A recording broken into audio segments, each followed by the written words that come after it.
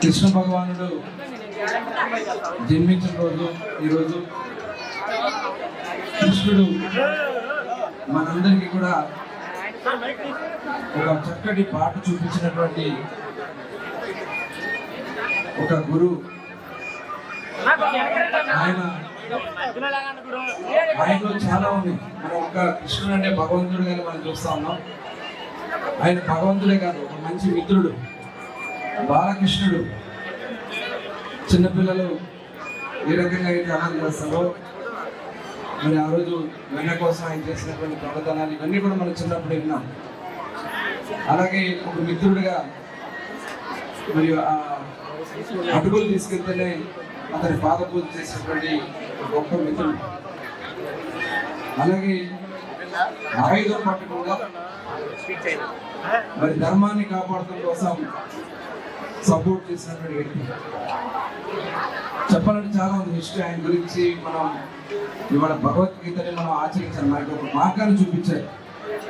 మనిషి జీవనం పుట్టుకలు కర్మలు పాపకర్మలు అంటే మనం చేసే ప్రతి పని కూడా కౌంట్ అవుతుంది. అవన్నీ కూడా శ్రీకృష్ణ పరమాత్ముడు భగవద్గీతలో అద్భుతంగా అందించినటువంటి గీత.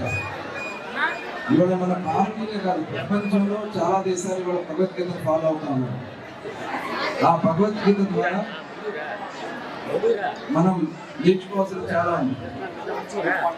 నేను చూశాను చాలా ప్రాంతాలకు వెళ్ళినప్పుడు భగవద్గీతని ఒక రోజు, వారానికి ఒక రోజు, వాటి సెలవు దిన రోజు పఠనం చేస్తున్నారు భగవద్గీత. నేను దుబాయ్ వెళ్ళినప్పుడు, కువైట్ వెళ్ళినప్పుడు వాళ్ళకి శుక్రవారం సెలవిస్తారు. ఒక చిన్న ఇంట్లో అక్కడ ఉన్న మన వాళ్ళందరూ కూడా జరుగుతుంది. వాళ్ళు అక్కడ భగవద్గీత పఠనం చేస్తున్నారు. అలాగే కొన్ని ప్రాంతాల్లో కృష్ణుడి గానం చేసుకుంటూ వెళ్తా ఉంటే విదేశీయులు సైతం మైమర్చి వచ్చి నాటి వాడినటువంటి సందర్భాలు మనం చూసాం.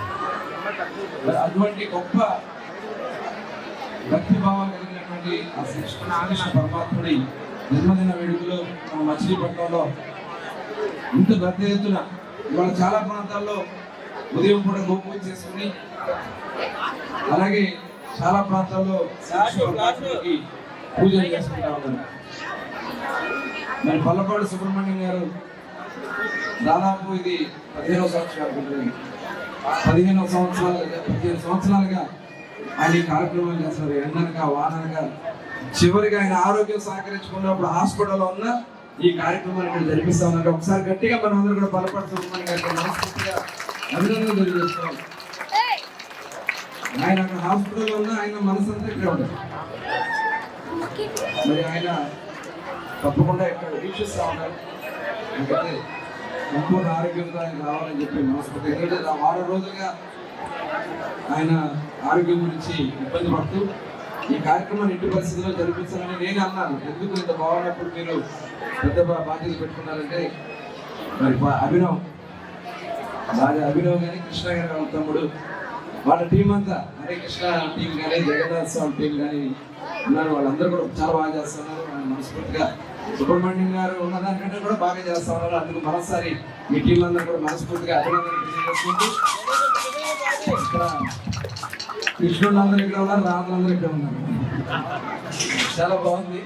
వాళ్ళందరినీ కూడా మనస్ఫూర్తిగా అభినందిస్తూ ఆ కృష్ణ పరమాత్ముడి ఆశీర్వాదాలు మనకు ఉండాలని మనం మర్చిపోవడానికి మన బృందావనం శ్రీకృష్ణుడు ఉండేది బృందావనం. మన బందర్ పేరు కూడా బృందావనమే. తప్పకుండా ఒక మంచి అద్భుతమైనటువంటి బృందావనంగా బందర్ పోర్టు కానీ రేపు రాబోయే పరిశ్రమల వల్ల కానీ సుందర నగరంగా మచిలీపట్నం అభివృద్ధి చెందాలని మరొకసారి మనస్ఫూర్తిగా కోరుకుంటూ అందరికీ శుభాకాంక్షలు. శ్రీకృష్ణ జన్మాష్టమి శుభాకాంక్షలు. Thank you.